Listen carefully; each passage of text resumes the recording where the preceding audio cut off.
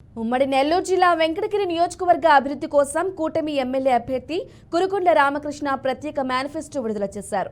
ఈ సందర్భంగా ఆయన వెంకటగిరి నియోజకవర్గాన్ని అభివృద్ధి చేస్తానని అన్నారు. టీడీపీ అధికారంలోకి వచ్చిన సంవత్సరంలోనే పెండింగ్లో ఉన్న ఆలతూరుపాడు రిజర్వాయర్ పనులు పూర్తి చేసి రైతులకు సాగు, తాగునీరు అందిస్తామన్నారు.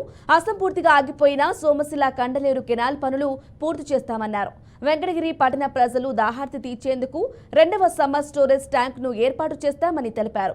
రైతులకి త్రాగునీరు అందరూ కూడా అందిస్తామని తెలియజేస్తా ఉన్నారు. అదేవిధంగా వెంకటగిరిలో ప్రభుత్వ హాస్పిటల్ 100 బెడ్స్ హాస్పిటల్ చేసి అధునాతన వైద్యం అందిస్తామని తెలియజేస్తా ఉన్నారు.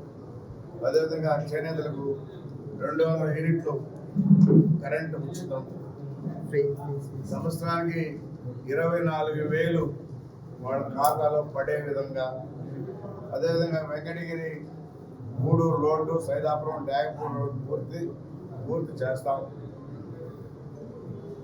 వెంకటగిరి పాలిటెక్నిక్ కాలేజ్ కూడా ప్రయత్నం చేస్తామని చెప్పి తెలియజేస్తా ఉన్నా.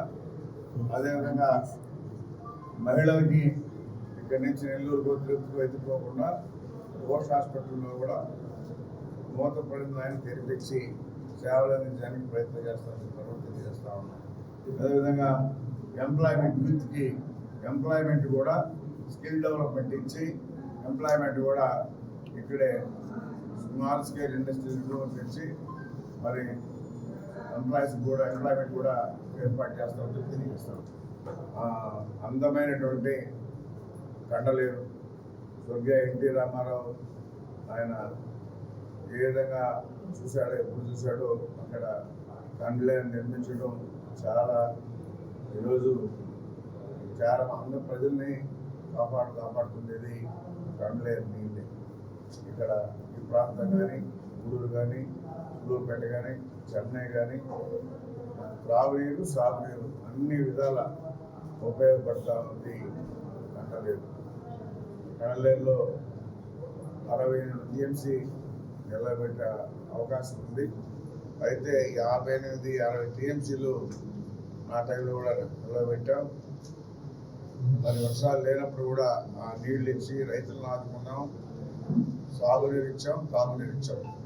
ఎవరికి ఎలాంటి ఇబ్బంది లేకుండా ఎస్ఎస్ కెనాల్ నుంచి ఎస్ఎస్ కెనాల్ కూడా పూర్తి చేస్తాం. అన్ని కులాల వారు భవనాలు అడుగుతున్నారు. వాళ్ళకు కూడా ఎస్సీలకు కానీ, ఎస్టీలకు కానీ, బీసీలకు కానీ వలజేస్తున్న అందరికీ సైట్లు ఇచ్చి కట్టించే ఏర్పాటు కూడా ప్రయత్నం చేస్తాం. సైట్లు అయితే అడుగుతున్నారు, సైట్లు ఖచ్చితంగా ఇస్తాం. ప్రభుత్వంలోనే కట్టించడానికి ప్రయత్నం చేస్తాం.